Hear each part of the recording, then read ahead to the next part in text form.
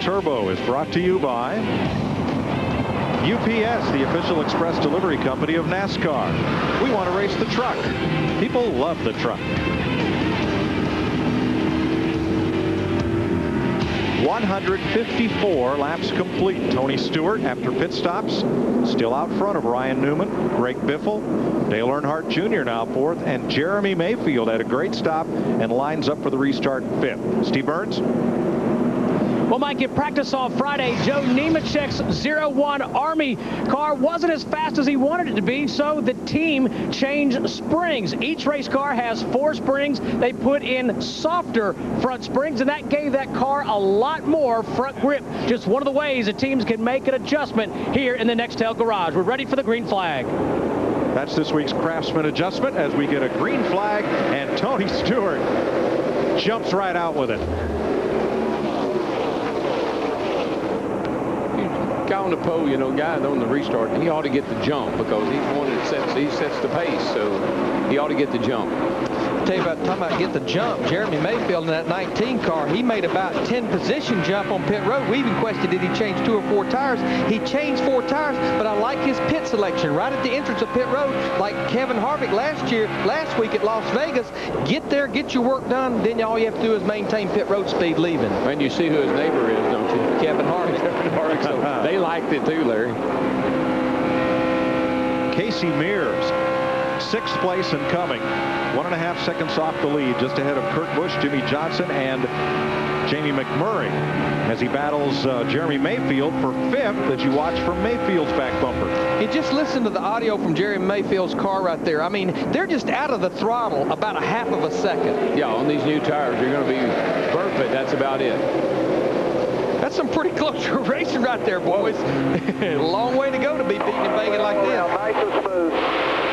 Coming back outside. Clear. Go get them. Nice and smooth. Hit your marks now. Cheerleading. No substitute for it. Pumping that driver up. You got to encourage the driver.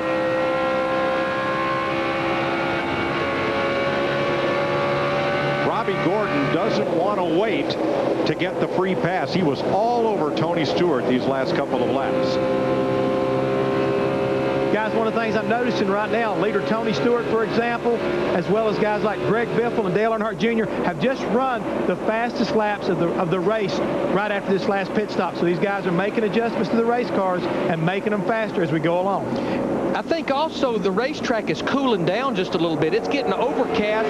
The track's going to have more grip with those fresh tires. I think that's another reason we're probably going to see even quicker and faster speeds later on in the race. May see a caution as, nope, looks like Kevin LePage is going to make it all the way around. He's down on the apron. Brendan got the wall real hard off turn 4 then. 77 car. It was real crowded back in there, and I don't know if he got shoved up there or not, but he gets that bad boy a little sideways right there. Whoa! And there's our point leader. In the grass with 2 wheels. You know, just making it interesting. You know, St. Patrick's Day is this week. Must be a shamrock or 2 riding with Matt Kenseth today. Yeah, just making it interesting for the old boy. Looks good. Everything looks good. I checked it at 21.5. Looks good. Kevin LePage has gone to the garage. He will join Rusty Wallace, whose car is under repair, and retirees Belmont, Shelmerdine, Todd Bodine, Andy Hillenberg, Joe Rutland. Steve? Well, Mike, Jeff Hammond just mentioned that Greg Biffle ran his fastest lap of the day. Now, here's the interesting thing. They didn't make any changes to that 16 of Biffle. They're looking at the cloud cover coming in, and they think that that's going to help their car run even better. Matt Yoakum. Steve, the work in progress continues for Dale Earnhardt Jr. and the Bud guys. He said the car before that last stop was good in 1 and 2. It was even better in 3 and 4, but the problem, he just didn't have enough grip. He said the car is just not grippy enough. A slight wedge adjustment on the last stop. 2 laps ago, he keyed the mic and said, yep, that's it. I've got it now. Wow, look at that front bumper action, Darrell. Ryan Newman looked like he got a little impatient with Robbie Gordon. Most people do. Look at Greg Biffle in the 16 car now. Remember, this is a battle for second. He's been running right on the low side, right there against that white line. But look right there behind him, Dale Earnhardt Jr. He's back in this race in that 8 car. But guys, we talk about the track changing. We are almost 2 hours into this race. The temperature of the track has dropped almost 10 degrees. That's going to change the handling of these race cars.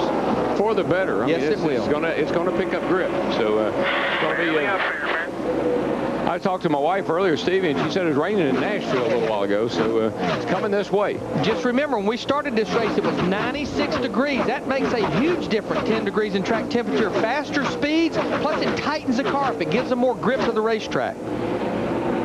Robbie Gordon, after trying to get to Tony Stewart, then tried to hold off Greg Biffle, and now he's moved to the high side, and Biffle gets by, but as Boy, they say, watch this. I've seen that before over here. Remember down here last year, Junior spun Ryan off the corner there last year, right? That very same way. That's that line, that's that crack in the track I'm talking about.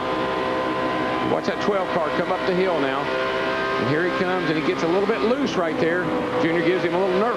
Boy, Junior had a run on him, and when he had to get out of the throttle, there goes Casey Mears, who had a full load of momentum coming through. Took full advantage of the situation. But the amazing thing about Dale Earnhardt Jr., about 40 laps ago, before that first caution, he was almost about to go a lap down to the leader. We talked at the top of the show about hits and misses. Maybe they were the wrong kind of hits and misses. We've had a lot of close calls today. 165 laps complete in the Golden Corral 500, presented on Fox by Gillette Mach 3 Turbo.